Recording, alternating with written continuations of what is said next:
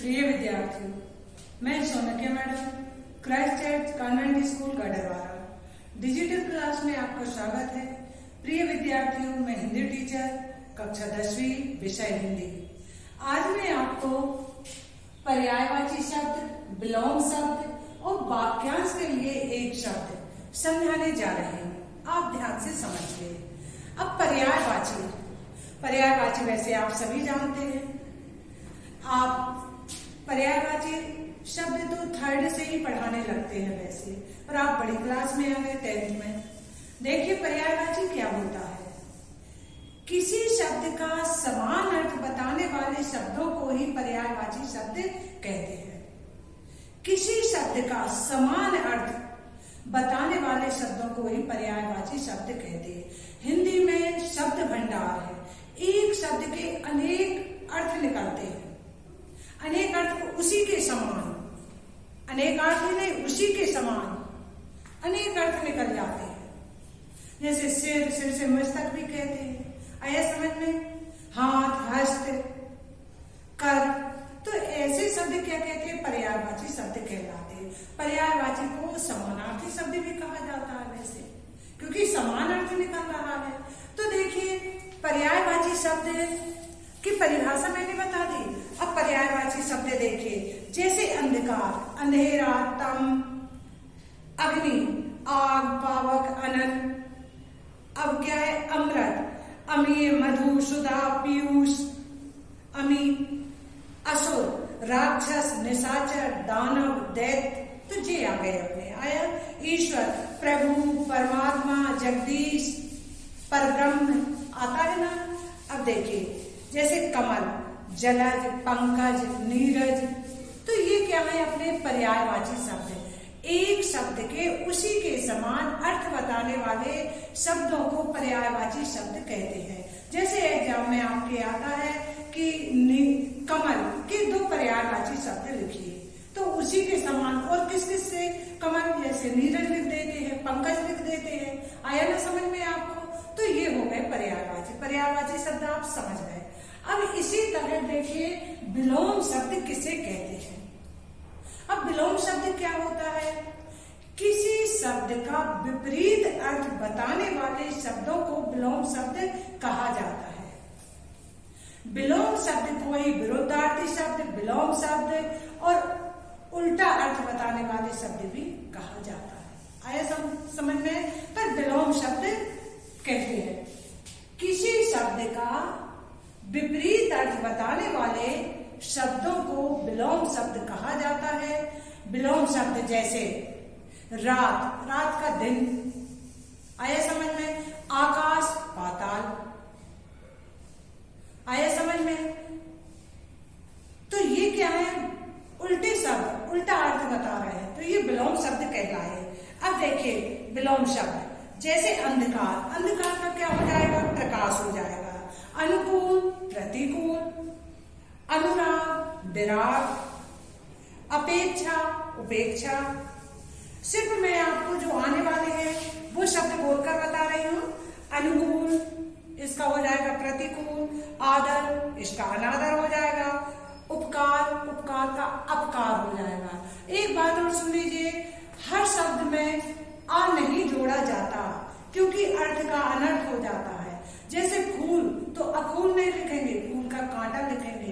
कांटा का अकांटा नहीं लिखेंगे, क्योंकि आप लोग ऐसा कर देते हैं, कांटा का फूल, फूल का कांटा। विलोम शब्द ये होता है हर चीज में। जैसे क्या? स्मरण, तो विस्मरण। अस्मरण भी लिख सकते हैं, उसमें लिख सकते हैं।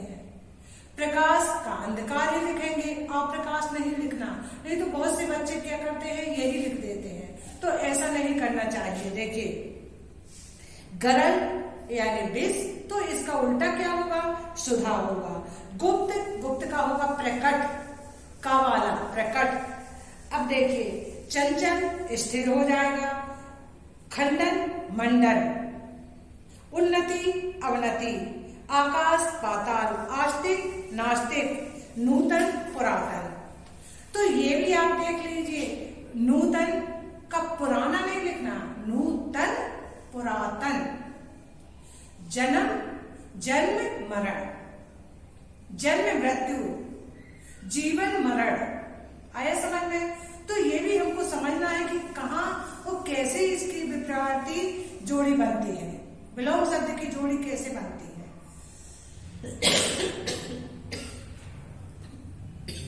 सॉरी। अब आगे देखिए, वाक्यांश के लिए एक शब्द। अब क्या होता है वाक्यांश के लिए एक शब्द? इसको हम कैसे समझेंगे? शब्दों के शब्द भंडार में शब्द समूह, वाक्य में शब्द समूह रहता है, तो इसको संक्षिप्त करने के लिए, इसको छोटे रूप में कहने के लिए हमें एक शब्द का प्रयोग करते हैं, उसे वाक्यांश के लिए एक शब्द कहा जाता है। देखिए, वाक्य शब्द समूह होता है, उसको छोटे रूप में बोलने के लिए हम एक शब्द का प्रयोग करते हैं। आया समझ में? अब वो कैसे करते हैं देखिए, जो शब्द अनेक शब्दों या पूरे वाक्यांश के अर्थ को प्रकट करते हैं, उन्हें वाक्यांश के लिए एक शब्द कहा जाता है। उस वाक्यांश के लिए एक शब्द कहा जाता है। जो शब्द पूरे वाक्य के अर्थ को प्रकट करता है, उस अर्थ को प्रकट करने के लिए उसके विषय में हम एक शब्द कहते हैं, उसे वाक्यांश के लिए एक शब्द कहा जाता है। अब जैसे गाय चराने वाला, उसके लिए एक शब्द क्या कहेंगे? ग्वाला। आया समझ में? और भी है, देखिए, हाथी को हाँकने का लोहे का अंकुर, लोहे का हुक, उसके लिए क्या कहेंगे? अंकुश। जिसका कोई शत्रु ना हो, अजात शत्रु, जिसे कोई जीत ना सके, उसी के लिए क्या कहेंगे? अजेय। जो संतुष्ट ना हो, असंतुष्ट। इंद्रियों को जीतने वाला, जितेंद्रिय। लंबे समय तक जीने वाला, चिरंजीवी। जानने की इच्छा रखने वाला, जिज्ञासु। जिसकी तुलना ना की जा सके, अतुलनीय। जो छूने योग्य ना हो, अछूत। उपकार को न मानने वाला, कृतज्ञ। आया समझ में? तो ये बड़ा वाक्य ना बोल करके एक शब्द में उत्तर देना है, इसे एक वाक्यांश के लिए एक शब्द कहा जाता है। अब देखिए, जो धनुष धारण करता है, धनुर्धारी। जिसके जोड़ का कोई और ना हो, बेजोड़। जिसके समान कोई दूसरा ना हो, अद्वितीय। सदैव रहने वाला, शाश्वत। जो सब कुछ जानता हो, सर्वज्ञ। जो सत्य बोलता हो, सत्यवादी।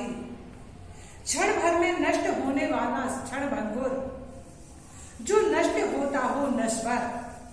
जो 2 बार जन्म लेने वाला, द्विज। नाव चलाने वाला, नाविक। तो मैंने आपको बताए वाक्यांश के लिए एक शब्द कैसे लिखा जाता है।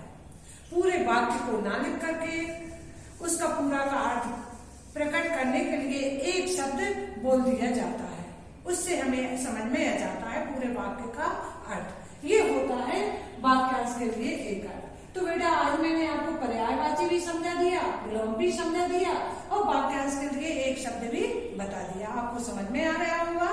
धन्यवाद।